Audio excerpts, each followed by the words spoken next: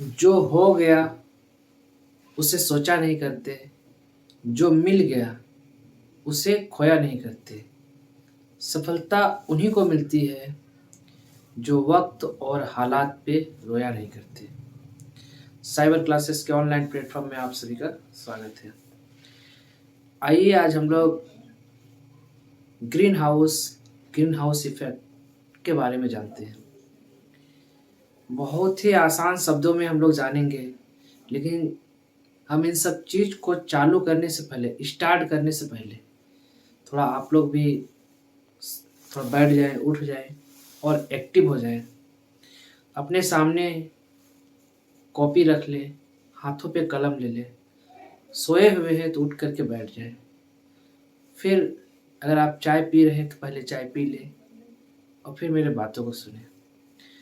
बड़े ही आसान शब्दों में आज हम आपको बताएंगे ग्रीन हाउस इफेक्ट, है ना।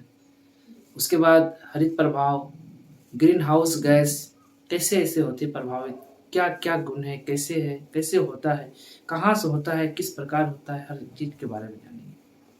तो उम्मीद करते हैं आप लोग उठ के बैठ गए होंगे, है कि नहीं। सामने कॉपी रख लिए होंगे, हाथ पे कलम लिए होंगे, उस सारा माइंड कंसंट्रेट हमारे ओर होंगे। सामने देखिए, अगर आप इधर उधर लोगों से बात कर रहे हैं तो बातें करना बंद करें और फिर इधर देखिए। एक बार थोड़ा सा वक्त निकालें और देखिए, आपको बढ़िया से समझ में आएगी और आप जवाब भी देंगे। तो चलिए स्टार्ट करते हैं ग्रीन हाउस इफेक्ट को। Green house effect, green house effect, हरित प्रभाव, जिसको हिंदी में बोलते हैं हरित प्रभाव। आशा करते हैं कि हम इसको पूरा कोशिश करेंगे समझाने का और बेहतरीन तरीके से समझाने की कोशिश करेंगे। तो सबसे पहले हम बात करते हैं वायुमंडल की, पृथ्वी के वायुमंडल की। ये आपका जो दिख रहा है, ये आपका पृथ्वी का वायुमंडल है। ये जो आपको दिख रहा है, ये हम बता रहे हैं, किसके बारे में बता रहे हैं? पृथ्वी के वायुमंडल की बात हम कर रहे हैं, पृथ्वी के वायुमंडल की, पृथ्वी के वायुमंडल की, पृथ्वी के वायुमंडल की। और ये जो लाइन है आपका, ये लाइन आपको बता रहा है पृथ्वी के सतह की। ये जो आपका है पृथ्वी की सतह की, ये जो आपका है वो क्या है? पृथ्वी की सतह। और आइए एक ले लेते हैं हम यहाँ पर, एक आपका ये जो है सूरज है। क्या है? सूरज। आप समझ गए होंगे कि ये जो है आपका सूरज है ना। ये आपका सूरज है, ठीक है। बड़ा उदास है सूरज, है कि नहीं? क्योंकि ठंड का मौसम है, इसको ठंड लग रही है सूरज को, है ना। ये क्या है? आपका सूरज है, यहाँ से सूरज। उम्मीद है आप समझ गए होंगे, है कि नहीं, कि ये पृथ्वी का वायुमंडल है, ये पृथ्वी का सतह है और ये सूरज है जो बहुत ही उदास है ना। चलिए हम आगे बात करते हैं। इस सूरज से क्या आ रहा है? इस सूरज से जो है ना एक शॉर्ट वेव आता है, शॉर्ट वेव। पृथ्वी से जो आती है उसको क्या बोलते हैं? जो किरणें आती है उसको शॉर्ट वेव बोलते हैं, शॉर्ट वेव। इसको शॉर्ट वेव, छोटी तरंगे बोलते हैं। जो पृथ्वी सूरज से जो किरणें आती है उसको छोटी तरंगे कहते हैं। आपके मन में तुरंत सवाल आया होगा, ये क्या आप बात बोल रहे हैं? हम लोगों तो सुने हैं कि सूर्य से पराबैंगनी किरणें आते हैं, अवरक्त किरणें आते हैं, है ना, इंफ्रा रे आते हैं, अल्ट्रावायलेट रे आते हैं। आप बता रहे छोटी किरणें। चलिए कोई बात नहीं, सच में यूवी ही आते हैं और आपका जाकर के अल्ट्रा इंफ्रा रे आते हैं, अवरक्त किरणें। आशा करते हैं आप समझ रहे हैं। हम फिर इसको दोहरा रहे हैं, दोबारा आप देखिए इसको। ये जो आपका है पृथ्वी की सतह है और ये आपका पृथ्वी का वायुमंडल है। यहाँ से ये सूर्य है आपका, ये क्या है? सूर्य है। और यहाँ से आपका कौन सी छोटी तरंगे आती हैं, है कि नहीं? आप सुने होंगे कि छोटी तरंगे क्या, यहाँ से आप सुने होंगे कि अवरक्त किरणें आती हैं और पराबैंगनी किरणें आती है। सच में इसी को पराबैंगनी किरणें कहते हैं, इसी को पराबैंगनी किरणें कहते हैं, पराबैंगनी किरणें कहते हैं, पराबैंगनी किरणें। और ये IR को आपको जाकर के अवरक्त किरणें बोलते हैं, अवरक्त, अवरक्त किरणें, कोई दिक्कत नहीं, आप समझ रहे होंगे, अवरक्त किरणें बोलते हैं। आपको एक और चीज बता दें, आप समझ लीजिए कि इसका वेव लेंथ होता है, तरंग लंबाई जो होता है अवरक्त किरण का ज्यादा होता है, इसको जो है ना वेव लेंथ माना जाता है। तो अवरक्त किरण का जो लंबाई जो होता है वो किससे, पराबैंगनी किरण से ज्यादा लंबा होता है, पराबैंगनी किरण से ज्यादा लंबा होता है। आशा करते हैं आप समझ रहे होंगे। ध्यान रहे, हम फिर एक बार रिपीट कर रहे हैं। ये आपका पृथ्वी का वायुमंडल है, ये आपका पृथ्वी का सतह है, ये सूर्य है और सूर्य से कौन सी छोटी तरंगें आ रही है, इसमें से क्या है, पराबैंगनी किरणें और अवरक्त किरणें। तो इसमें से लंबा किसका लंबा ज्यादा होता है, अवरक्त किरण की लंबाई ज्यादा होता है, किससे, पराबैंगनी किरण से। पराबैंगनी किरण किसकी लंबाई, अगर आपसे पूछ लिया जाए कि अवरक्त किरण की लंबाई ज्यादा होता है कि पराबैंगनी किरण की लंबाई ज्यादा होता है, तो आप बताएंगे अवरक्त किरण की लंबाई ज्यादा होती है, किससे, पराबैंगनी किरण की लंबाई से। आशा करते हैं कि आप समझ रहे होंगे। अब मैं आगे बात कर रहा हूं। अब यहां से जो किरणें आई, यहां से आने के बाद कुछ ऐसी किरणें होती है जो यहां से वापस चली जाती है, यहां से जो कुछ वापस चली जाती है। आशा करते समझ रहे होंगे। ये जो छोटी तरंगे आई यहां से और यहां से कुछ चली गई, तो एक चीज बताइए, यहां से जो आई तो कुछ तरंगे यहीं रह जाती है, कुछ तरंगे कहां पे रह जाती है, देखिए ये वाला जगह, कुछ तरंगे आपका यहीं रह जाती है कि नहीं, जो ज्यादा जो ना कमजोर, जैसे यहाँ पर कुछ रह गई, जो यहाँ पे रह जाती है वो कौन तरंगे रहती है, तो जाहिर सी बात है कुछ तरंगे यहाँ रह जाती है, कुछ तरंगे आगे निकल जाती है। तो यहाँ पे कौन सी तरंगे रहती है, तो जिसकी तरंग लंबाई कम होती है वो यहाँ रह जाती है, और जिसकी लंबाई ज्यादा रहती है वो क्या होते हैं, आगे निकल जाती है। तो जाहिर सी बात आप जानते ही है, इसकी तरंग लंबाई कम है तो बोलेंगे UR किसको बुलाया था, पराबैंगनी किरण। तो पराबैंगनी किरण यहीं रह जाती है, जबकि अवरक्त किरण का होते आगे चली जाती है। ये आपको फिर से बोले कि आगे कौन जाएगी, इसकी तरंग लंबाई ज्यादा रहेगी उसी की ना, तो इसकी जो है ना पराबैंगनी किरण की तरंग लंबाई क्या होती है, ज्यादा होती है, इसलिए क्या होगी, आगे चली जाती है। जब ये पराबैंगनी किरण की लंबाई कम होती है इसलिए यहीं रह जाती है, और अवरक्त किरण की लंबाई ज्यादा होती है इसलिए आगे चली जाती है। तो यहाँ पर जो ठहरा वो क्या ठहरा, तो पराबैंगनी किरण यहाँ पर ठहर जाता है, जबकि अवरक्त किरण आगे चला जाता है। एक चीज जान लीजिए, इसी को जो आगे चली गई, आगे कौन गई, तो अवरक्त किरण गई आगे जो, इसी को लॉन्ग वेव कहा जाता है, इसी को क्या बोला जाता है, लॉन्ग वेव, यानी कि लंबी तरंगे कहा जाता है, इसी को लंबी तरंगे कहा जाता है। आशा करते हैं आप समझ गए होंगे। आखिर लंबी तरंगे किसको कहा जाता है, अवरक्त किरणों को ही लंबी तरंगे कहा जाता है। और यहाँ जो ठहर गया वो कौन ठहर गया, पराबैंगनी किरण।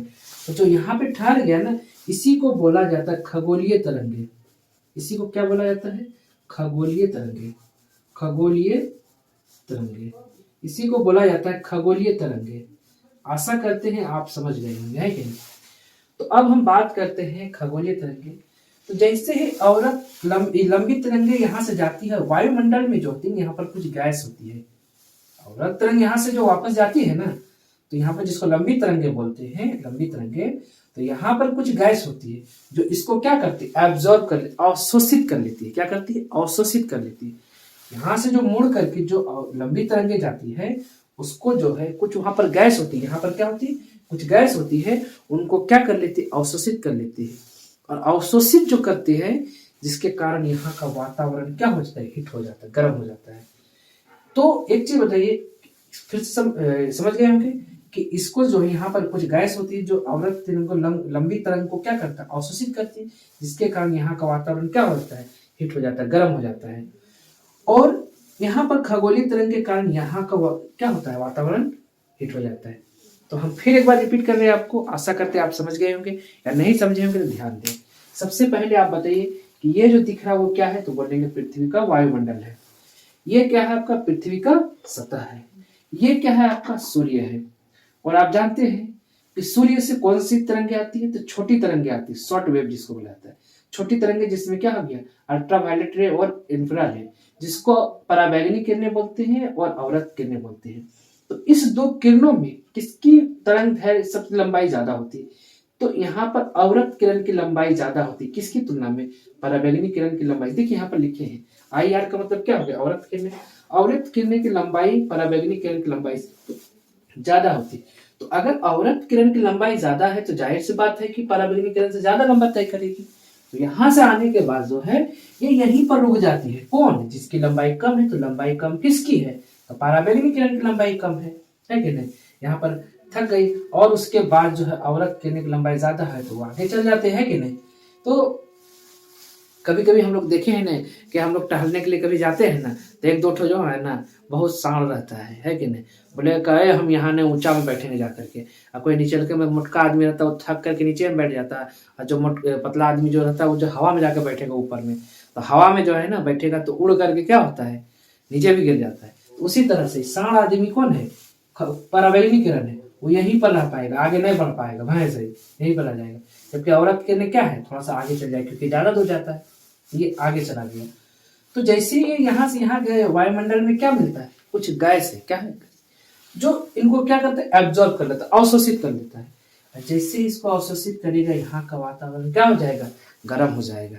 तो आशा करते हैं तो यहाँ का वातावरण जो गर्म हुआ ना, इसी को हरित प्रभाव बोलते हैं, इसी को ग्रीन इफेक्ट बोलते हैं। जो यहाँ का वातावरण जो गर्म हो गया उसी को क्या बोलते हैं, उसी को क्या बोलते हैं, हरित प्रभाव बोलते हैं, ग्रीन हाउस इफेक्ट बोलते हैं। आशा करते हैं आप इसको समझे होंगे। तो आपसे प्रश्न पूछा जाता है कि नहीं, कि पृथ्वी का वायुमंडल गर्म क्यों होता है? तो यहाँ पर जो क्या होती है कि जब क्या बोलते हैं, लंबी तरंगे जाती है वायुमंडल में, तो वहां जो कुछ गैस होती है उसको क्या कर लेती है, एब्जॉर्ब कर लेती है। जिसके कारण अगर आपसे पूछा प्रश्न क्या पूछेगा कि वायुमंडल गर्म क्यों होता है, वायुमंडल गर्म क्यों होता है, क्योंकि लंबी तरंग को क्या कर लेता है, यहाँ का कुछ गैस उसको एब्जॉर्ब करता है, अवशोषित करता है। क्या कर लेता है, यहाँ की कुछ गैस है जो क्या कर लेती है, अभी हम बताएंगे वो कौन गैस है, गैस के बारे में बताएंगे। क्या कर लेता है, अवशोषित कर लेता है। अवशोषित करने के कारण क्या होता है, अवशोषित कर लेता है, जिसके कारण यहाँ पर हीट हो जाता है। और पूछेगा कि आखिर की इसके बारे में तो जान ही गए हैं कि लंबी तरंग को अवशोषित कर लेता है कुछ गैस, जिसके कारण पृथ्वी का वायुमंडल क्या होता है, गर्म हो जाता है। लेकिन यहाँ पर पृथ्वी का सतह क्यों गर्म होता है? तो पृथ्वी का सतह जो खगोलीय तरंग के कारण क्या होता है, अगर आपसे पूछ लिया जाए बताइए वायुमंडलीय पृथ्वी का वायुमंडल गर्म क्यों होता है, तो बोलेंगे लंबी तरंग की वजह से। आप लंबी तरंग समझ गए ये आप अवरक्त किरण भी बोल सकते हैं। अब पूछेगा पृथ्वी का सतह क्यों गर्म होता है, तो बोलेंगे खगोलीय तरंग के कारण। याद हो गया होगा। तो पृथ्वी का वायुमंडल किसके वजह से गर्म होता है, तो लंबी तरंग की वजह से। और पूछेगा कि पृथ्वी का सतह किसकी वजह से गर्म होता है, तो खगोलीय तरंग की वजह से। तो खगोलीय तरंग कहाँ से बनता है, जो यहाँ से आती है और यहाँ पर क्या होती है, यहाँ फैल जाती है, कौन, आपका पराबैंगनी किरण, यहाँ पर इसी को क्या बोलते हैं, खगोलीय तरंग। तो इस तरह से खगोलीय तरंग ये जो यहाँ पर फैला है, कौन फैला है, पराबैंगनी किरण ही यहाँ पर फैला है। इसके वजह से पृथ्वी का सतह गर्म होता है और वायुमंडल गर्म जो होता है वो लंबी तरंग की वजह से। आशा करते हैं कि आपको समझ में आया होगा। अब हम लोग बात करते हैं, इसको मिटा नहीं रहे, इसको रहने देते हैं, आप देखते रहिए इसको बढ़िया से। अब हम बात करते हैं ग्रीन हाउस गैस के बारे में, है ना, ग्रीन हाउस गैस के बारे में बात करते हैं। ग्रीन हाउस गैस, तो सबसे पहले आपसे पूछा जाएगा कि बताइए ग्रीन हाउस गैस, है ना, ग्रीन हाउस गैस बोलते किसको है? तो देखिए ग्रीन हाउस गैस करता क्या मालूम है, अभी जो हम लोग बार बार बोल रहे थे कुछ गैस, यही कुछ गैस है। कौन? Green house gas. यही ग्रीन हाउस गैस क्या करता है, लंबी तरंग को अवशोषित करता है। समझ में आ गए होंगे। अभी हम जो बोल रहे थे ना कि कौन सी गैस, कुछ गैस है जो लंबी तरंग को क्या कर लेता है, अवशोषित कर लेता है। तो कौन सा गैस, वही ग्रीन हाउस गैस ही इसको अवशोषित करता है। किसको? लंबी तरंग को। जो यहाँ से लंबी तरंग आती है, यहाँ जाती है, पास में कुछ यहाँ क्या कर लेता है, उसको अवशोषित कर लेती है। अवशोषित का मतलब क्या, उसको बदल देती है कि नहीं अपने ही में। तो अवशोषित करती है वो कौन करती है, वही ग्रीन हाउस गैस, है ना। ग्रीन हाउस गैस ही और लंबी तरंग को अवशोषित करता है। समझ गए होंगे कि ग्रीन हाउस गैस क्या किसको बोलते हैं। ग्रीन हाउस गैस क्या करता है, लंबी तरंग को अवशोषित कर लेती है, जिसके वजह से यहाँ पर क्या हो जाता है, हीट हो जाता है, क्या, पृथ्वी का वायुमंडल। आशा करते हैं आप समझ गए होंगे। तो फिर आपके मन में सवाल अभी आपसे पूछ लिया जाए कि ग्रीन हाउस गैस किसको बोलते हैं, तो बता दीजिएगा। नहीं, हमको लगता नहीं। ग्रीन हाउस गैस किसको बोलते हैं? तो फिर से आप सुन लीजिए, ग्रीन हाउस गैस क्या करता है? लंबी तरंग को अवशोषित करता है। अभी जो बोल रहे थे ना, कुछ गैस जो है लंबी तरंग को अवशोषित करता है ना, तो वही ग्रीन हाउस गैस ही क्या करता है? लंबी तरंग को अवशोषित करता है। अब देखिए, ग्रीन हाउस गैस कै गो होता है? तो जान लीजिए, ग्रीन हाउस गैस 6 गो होता है। कै गो? 6 गो, ज्यादा नहीं होता है। ग्रीन हाउस गैस 6 गो होता है। तो कौन कौन होता है तो हम आपको बता देते हैं।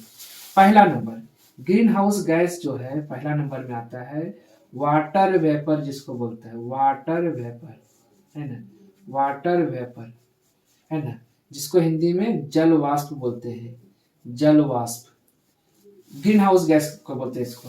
दूसरा नंबर में आपका है कार्बन डाइऑक्साइड, CO2। तीसरा नंबर में आपका है, तीसरा नंबर वाटर वेपर जल वाष्प हो गया, कार्बन डाइऑक्साइड हो गया। तीसरा नंबर में आपका हो गया मीथेन, मीथेन, है ना, जिसको बोलता है CH4, इसका फॉर्मूला होता है CH4। चौथा आपका है नाइट्रस ऑक्साइड, चौथा आपका है नाइट्रस ऑक्साइड, नाइट्रस ऑक्साइड, है ना, नाइट्रस ऑक्साइड। नाइट्रस ऑक्साइड का फॉर्मूला होता है N2O। और पांचवा आपका होता है ओजोन गैस, पांचवा आपका होता है ओजोन, जिसका फॉर्मूला होता है O3। और छठा है आपका CFC, जिसको बोलते हैं क्लोरो फ्लोरो क्लोरोफ्लोरो कार्बन। आशा करते हैं कि आप समझ गए। यही 6 ग्रीन हाउस गैस है। पूछा जाएगा आपसे कि ग्रीन हाउस गैस कै गो है, तो आप बोलिएगा 6 गो है मेरे बंधु, मेरे बाबू सोना। कै गो है? तो 6 गो है। कौन कौन? तो वाटर वेपर, जल वाष्प। जल वाष्प किसको बोलता है मालूम है? कभी आप गर्म पानी किए हैं तो उससे वाष्प निकलता है, उसी को जल वाष्प बोलते हैं।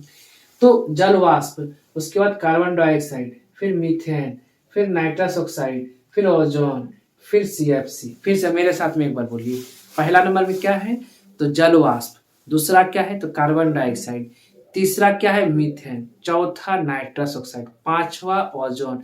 छठा क्या है? CFC, chlorofluorocarbon.